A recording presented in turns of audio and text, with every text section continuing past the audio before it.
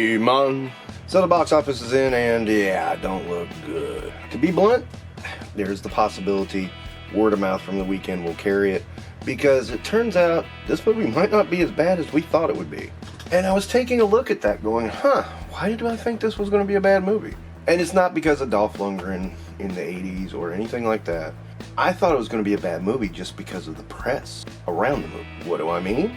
Well, let me tell you, fine citizens. Okay, there were two articles. One was from the director and one was from the star, who was Tila, talking about toxic masculinity. Oh, God. As soon as we heard, I'm not sure about everyone else, but as soon as I heard that, I was like, oh shit, not again.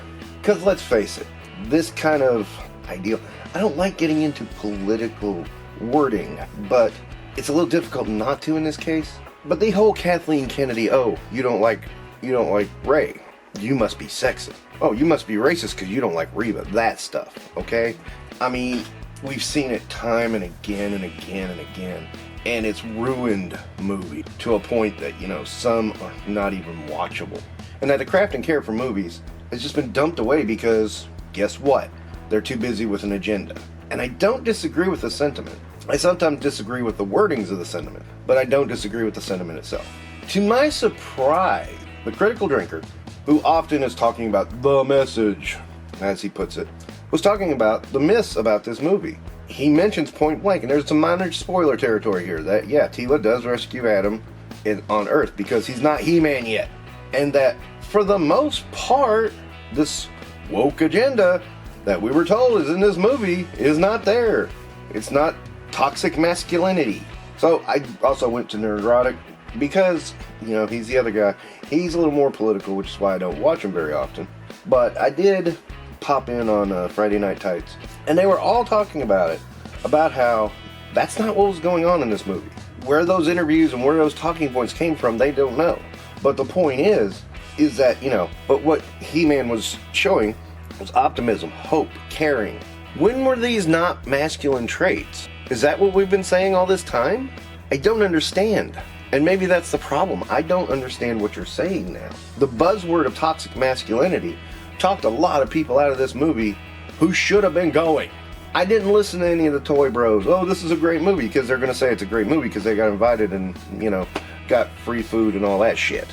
Of course they're going to say it's a great movie. I had a great old time, But the people I will listen to are the guys that normally would tear something like this apart. And they're saying, hey, wait a minute, this isn't what we thought it would be, just based off the marketing. This is evidence of how marketing really can fuck with your movie.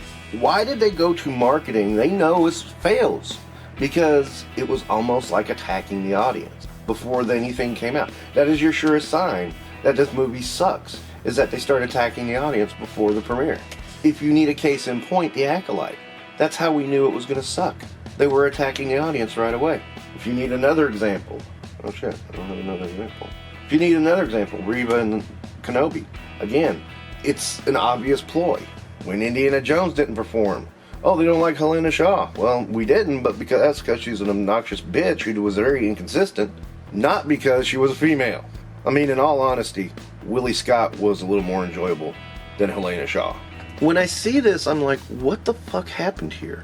What the hell is going on? You did not need to even bring these points up. If you had just not said those words at all, period. The director and the actress who plays Tila. Not said any of that shit, period. Because it doesn't come into play in the movie, from what I understand. I have to have caveats to that because I have not actually seen the film. I have seen reviews of the film. I've seen some talk of spoilers of the film. And from what they tell me, yeah, that's not what's going on. Marketing is your best friend in a movie. If you come off like you have some agenda-driven thing to go on, people are not going to go to see your film. It's been proven time and again. I don't know how else to say it. Especially if it's true. Now some people are going to say, the Barbie movie. Well, they did downplay a lot of stuff up for the Barbie movie. They didn't get into the political weeds as much on the marketing. Now, everybody knew it was going to be a female-centric movie, though. I mean, it's Barbie. Duh. Of course it's going to be female-centric. How else would it be? Now, we can argue there's some politicalness and feminism in the movie. I can throw a different take on it, and The thing is, the thing that works about that movie, and probably why it made $1 billion, is because you can go either way. You really can bring in different interpretations of that film and be right and be on target while still being totally different. And I think that was by design. I would like to think that was by design. You can also see where someone else gets what they're talking about. It's kind of a weird thing. From my point of view, though, this movie could have been a really, really good movie. I don't think, first and foremost, I don't think they went out to set out to make a bad movie. And also, I don't think they were thinking about what this is going to tell the audience. Why they didn't catch that, I don't know. Because it's been something proven time and again. Your marketing, you gotta watch certain phrases. Otherwise, people are going to think you're running an agenda. As soon as they think you're running an agenda, they're going to say, no, this is not for me. Rightfully so. Because if anything, agendas have destroyed movies and TV and franchises. My God, damage from The Acolyte and The Last Jedi and the whole sequel trilogy is still being felt. But again, one thing I kind of hope is that maybe word of mouth will boost this movie up next weekend, if everything I'm hearing is correct. Now, some people are just going, oh God, it's a nostalgia grab and it's campy and stupid. And I'm like, yeah, well, okay. I've heard some jokes don't land very well, and that's fine. Not every joke's a banger. That happens to everybody.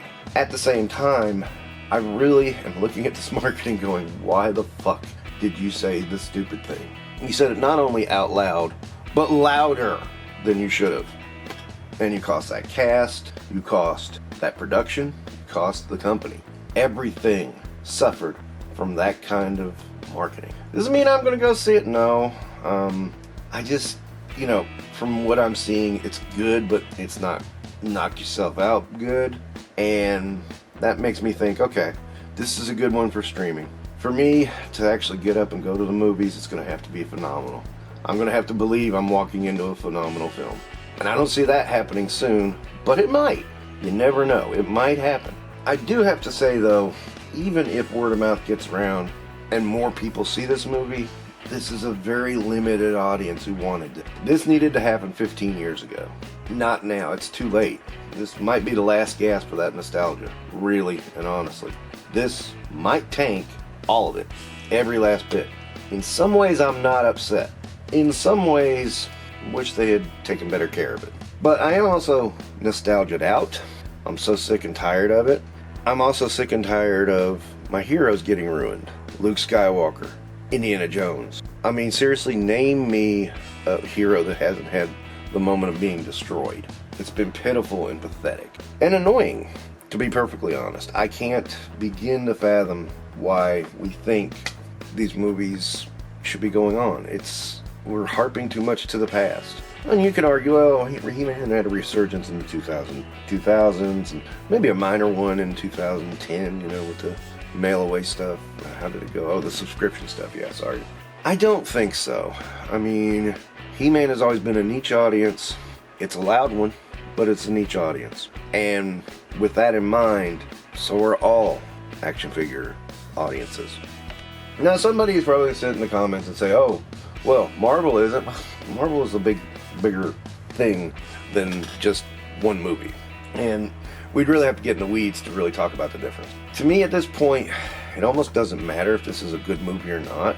Your shot was the opening weekend, and it got blown.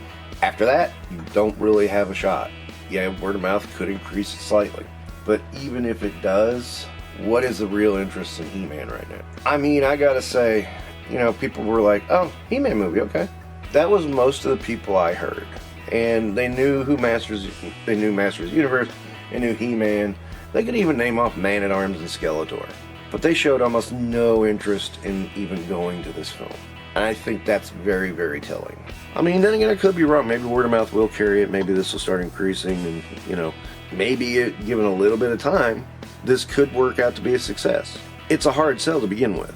It's one of those properties that's like, everybody knows it, but who's really interested in it? Guys my age, and that's a limited demographic because, if it's just guys my age, yeah, you're not going to make a lot of money. You possibly could break even, but you're not going to make a lot of money, and you're probably not going to get a sequel. If it's guys a little younger and kids, yeah, sure, but kids don't care about He-Man. Kids today don't even know who He-Man is. They walk right past it on the store and they're like, what is that? They just don't care. It's that old man property. I mean, it's fine. I'm sure there's some kids somewhere that parents have exposed them to He-Man, and the kids really love He-Man and She-Ra and everything, and that's fine. Again, I'm not going to fault people for introducing things to their kids. I do recall, though, I never forced things on my children, and, you know, my parents never forced things on me. I mean, a little bit, because we had one TV, you know, and it's going to be watching what, you know, somebody has to control the TV, and whoever's turns it is that's what they get to watch. So, you know, when it was my parents' turn, they wanted to watch Lone Ranger reruns or something. I mean, that did happen. But, you know, I could go off and play or something. It didn't matter to me. But I ended up liking the Lone Ranger, so that's a whole nother story entirely. But also I had Star Wars, and I had, in a few years, I had G.I. Joe. So if I didn't want to watch Lone Ranger, I could just go play with those. I guess kids have video games now, so that solves that problem. But anyway, so I want to talk a few minutes about the box office, talk about, you know, possibilities. I'm glad to hear that for the most part, that the He-Man movie was pretty good. I was hoping it would be pretty good. I don't think it has the legs to fly, but that's beside the point. Being a good movie is not the only option. You have to have an interest and have good marketing. It's a shame the marketing killed this movie. I mean, I bet you, I would be willing to bet you money, without those 2 articles about the toxic masculinity, this movie probably would have made double what it made this weekend. Easily. Now, is that going to make it a moneymaker? No, but that gives it momentum to possibly make money. Well, that's it. I'm going to let it go with that. Thank you guys for watching. Don't forget to like, subscribe, and a comment and all that.